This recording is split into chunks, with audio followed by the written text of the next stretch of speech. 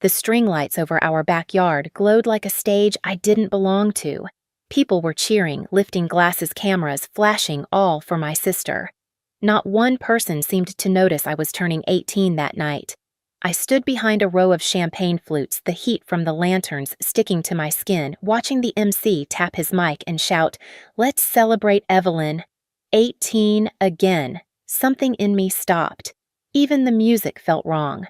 I set my glass down slowly, quietly, and in that moment I realized this party would become the last memory my family ever had of me, though they didn't know it yet.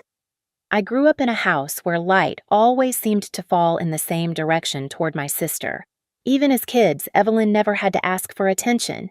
It arrived for her the way summer heat settles over Austin, heavy and automatic. I learned early how to move around it, how to make myself small so the beams wouldn't burn. I must have been 8 the first time I realized what my role was. Evelyn had a cheer competition, and Mom spent the entire morning curling her hair, spraying glitter on her cheeks, pinning a bow so big it brushed her shoulders. I stood in the doorway holding my own brush, waiting for someone to notice me. They didn't. Dad only glanced over long enough to say, "Sweetie, be helpful," and grab her water bottle. So I did, and that became the pattern, me helping her shining. By middle school, it was routine. Evelyn talked, I listened. She won, I clapped. She needed something, I carried it. At family dinners, relatives would pull her into conversations about her future, her beauty, her potential. When they turned to me, their questions were gentler, thinner, polite in a way that made the air feel tight. "How's school?" Still drawing. Then their attention drifted back to her, like I'd only filled a pause. But the moment that never let me go happened when I was 15. I'd spent weeks making a scrapbook for her birthday sketches, little watercolor corners, a layout I'd worked on every night under my desk lamp. I remember wrapping it in brown paper, tying it with twine, feeling proud in a quiet way. She opened it in front of our parents, flipped 2 pages, stopped. "It's cute," she said, smiling at her reflection in the tablet Mom had just handed her. "But I mean, Mom bought me something real this year." She set the scrapbook aside. The spine bent when it hit the table. Something inside me did too. Later that night, sitting on my bedroom floor, I tore out one of the pages, a sketch of a room I imagined I'd design one day. Tall windows, soft light, a chair facing the sunrise. I held that page for a long time, wondering if anything I made would ever matter to them. The rest of the scrapbook went into the back of my closet. The single page went into my sketchbook. It's still there. As I got older, the imbalance sharpened instead of fading. Evelyn got a car at 16. I got the privilege of helping her pick paint for it. She had friends over. I brought snacks. When relatives came to visit, they asked about her grades, her prom dress, her college plans. Mine were polite afterthoughts. Mom used to say I was independent, the kind of daughter who didn't need much. It sounded like praise until I realized it was permission to overlook me to save their energy for the child who demanded more. Dad once told me, "You're steady, Autumn. Evelyn's fragile. She needs us more." But fragility never seemed to stop her from stepping on everything in her way. By 17, I'd learned to read the house like a map. The noisy rooms belonged to them. The quiet ones were mine. I stopped asking for things, rides, help, attention. Silence became easier, predictable, safe. And yet, somewhere under all that quiet, a tiny part of me still waited for a moment when someone might look at me the way they looked at her, for a chance to be seen without having to earn it. I only realized how foolish that hope was the night of my 18th birthday, when a single sentence confirmed what I'd always known. In this family, visibility was a privilege, not a birthright. I knew the heat that night wasn't just the summer air. It clung to me the moment I stepped into the backyard, a reminder that my place in this family was always a few steps behind everyone else. The string lights draped over the patio flickered against the pool, throwing gold across faces that weren't looking at me. I stood near the edge of the crowd, hands still sticky from arranging the last set of candles on the tables. Mom had handed me a lighter earlier and said, "Make sure everything looks perfect before guests arrive." She didn't say happy birthday. When the MC tapped the microphone, the vibrations ran through the glass in my hand. People turned. Conversations paused. A small hush lifted the heat from the air. "Let's give a huge cheer," he said to Evelyn, celebrating her 18th again. The crowd erupted. I didn't. For a second, everything blurred, the lanterns, the voices, Evelyn's bright smile as she stepped forward in a white dress she bought just for the night. My eyes landed on the cake. 3 tiers, frosting like marble, her name written across the top in gold. My name wasn't anywhere. I felt Mom touch my arm, soft but firm enough to keep me still. "Don't step up," she whispered. "It'll confuse people." Confuse people. At my own birthday. I looked at Dad. He didn't meet my eyes. He was clapping too loudly the way people clap when they're pretending nothing is wrong. Evelyn made a wish. Cameras flashed. Guests chanted her name. Someone beside me said, "She looks amazing." This is so her night. And suddenly I understood something sharp and simple. There was no mistake. No misunderstanding. This wasn't my celebration accidentally overtaken. It was theirs intentionally reassigned. My throat felt tight, but my breathing stayed steady. I did what I always did, quiet, contained, unseen.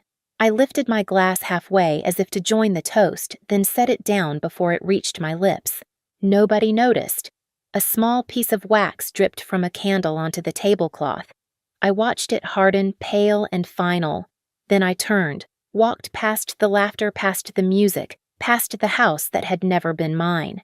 Barefoot on the warm pavement dress brushing my knees, I didn't look back. Not even once. I didn't run. I just kept walking until the music from the backyard faded into a distant hum, swallowed by the heat and the empty stretch of the neighborhood street.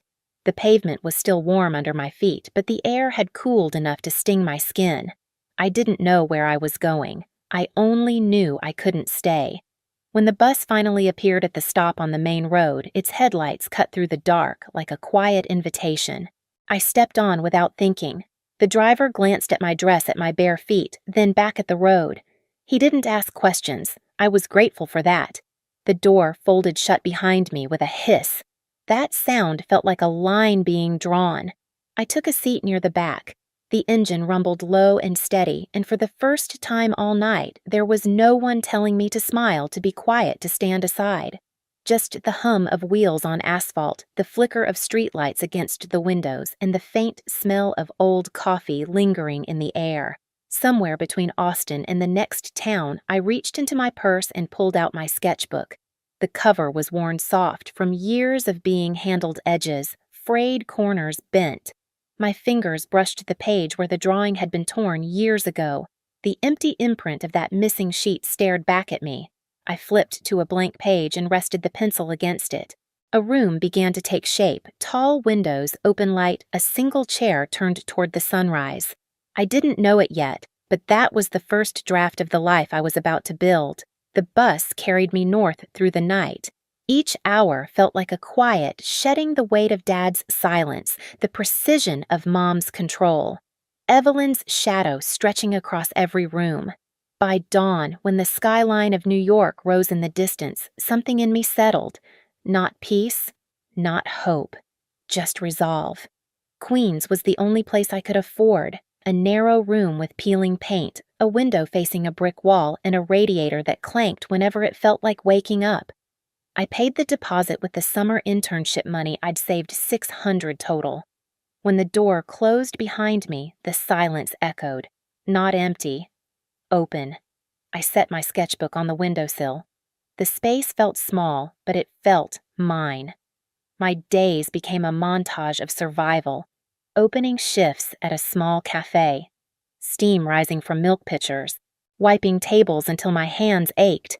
Faint jazz playing through old speakers. And every night, classes on my laptop. Notes scribbled until the margins disappeared. Building digital models between the sounds of traffic and the thin walls around me. I didn't talk much. I didn't need to. People in the city barely looked at each other. That anonymity was a gift.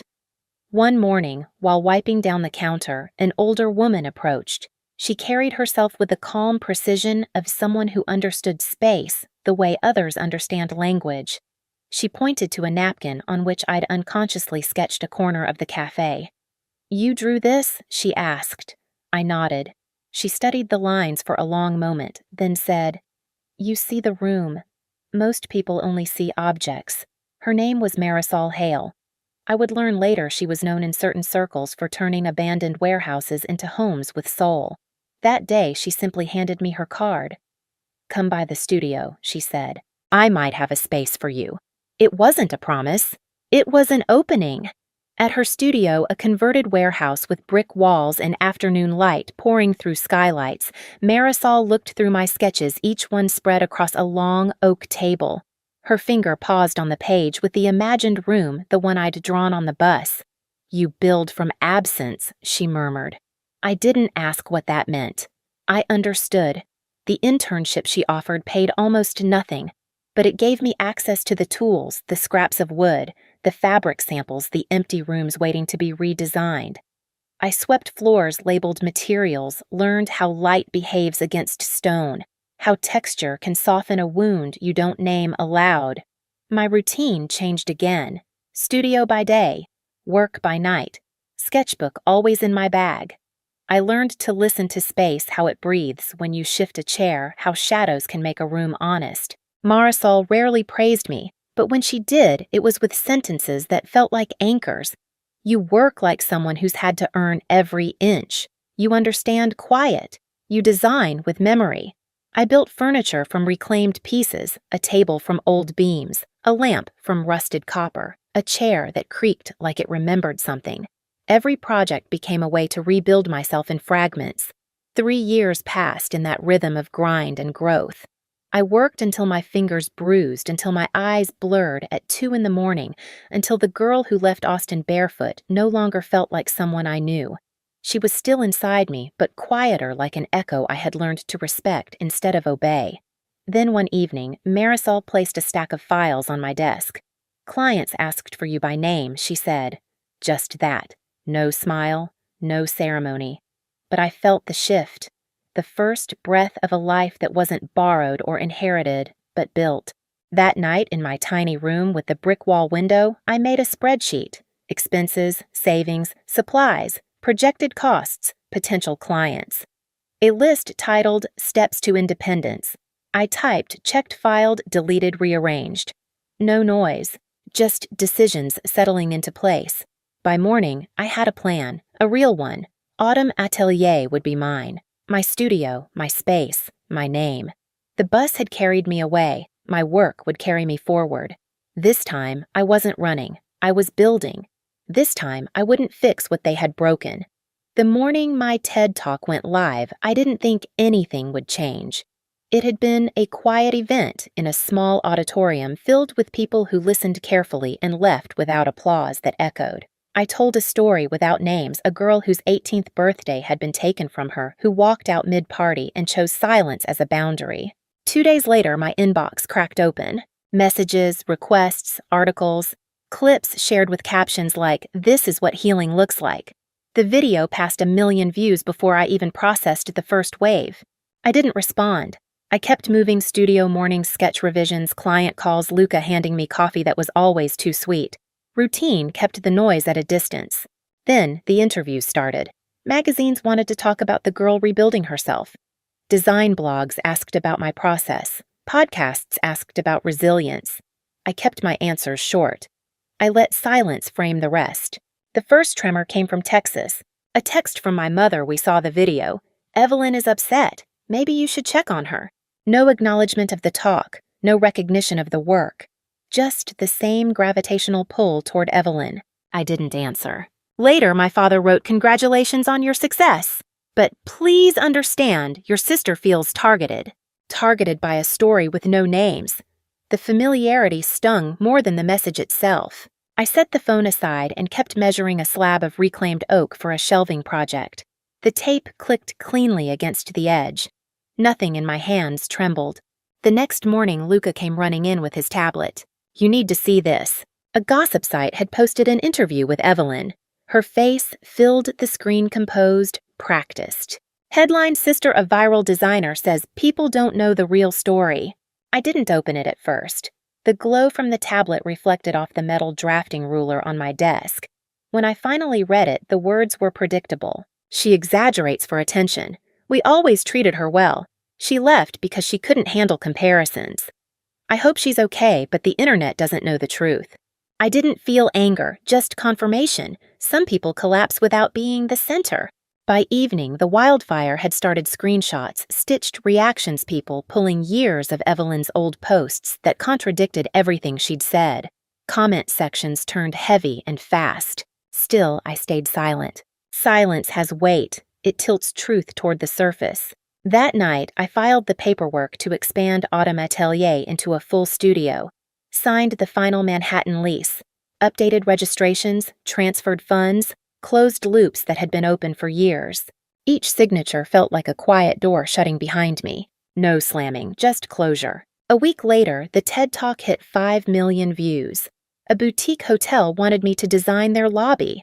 A brand wanted a collaboration. Clients wrote that my work made their spaces feel like breathing again. Meanwhile, Evelyn's account's spiraled comments disabled sponsorships, paused, her perfect content drowned under critiques from strangers who recognized patterns they'd lived themselves. Marisol stopped by one afternoon watching me adjust a lighting mock-up. "You don't have to explain anything she said. They're doing that work for you." I nodded, though something deep inside my chest tightened, an old ache separating from its root. That night, as I lined books on the studio shelves, my phone buzzed. An email, sender Evelyn. I hovered for a moment, then opened it. One sentence. I didn't know it would hurt this much to be unseen.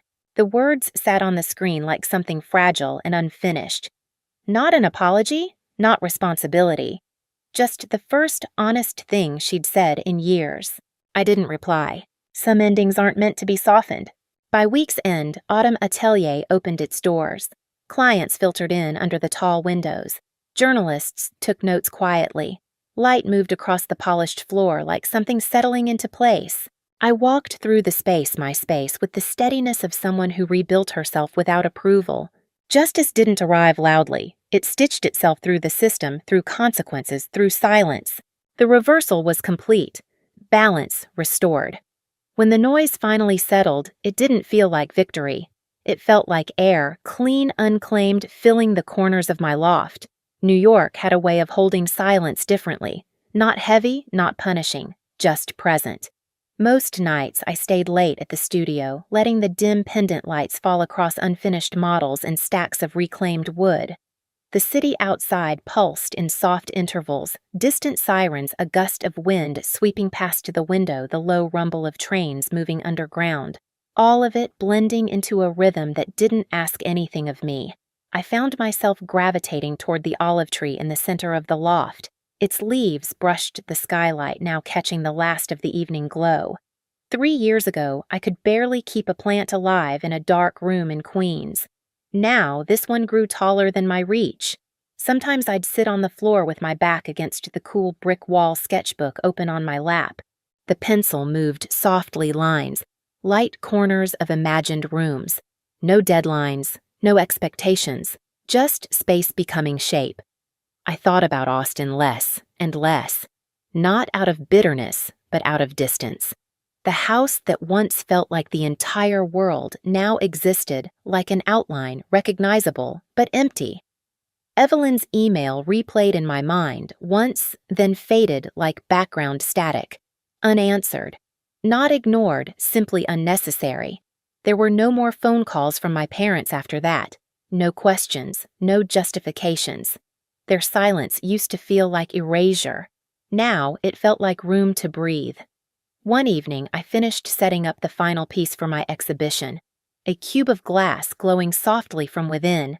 Inside only a chair and an unadorned stretch of white wall. Not meant to impress. Meant to feel like the first clean moment after a storm. I turned off the gallery lights until only that cube remained. Gold spilling across the concrete floor in a quiet pool. Walking back into my loft later, I noticed how the city lights flickered across the window, merging with the reflection of my living space. My home built from nothing but years of quiet rebuilding. I exhaled slowly, the air cool against my lips. For the first time in my life, I didn't wonder who might be watching. I was enough company on my own. Some people rebuild their lives by shouting their pain into the world. I rebuilt mine by turning the lights on in a room no one ever thought I'd own. Silence didn't break me. It shaped the walls, the floor, the doorway I finally walked through without fear. And standing here now, looking at the city breathing below my windows, I understand something simple. You don't have to go back to the place that erased you to prove you exist. You can build forward. If my story stayed with you, stay for the next one. Let's keep walking toward the light.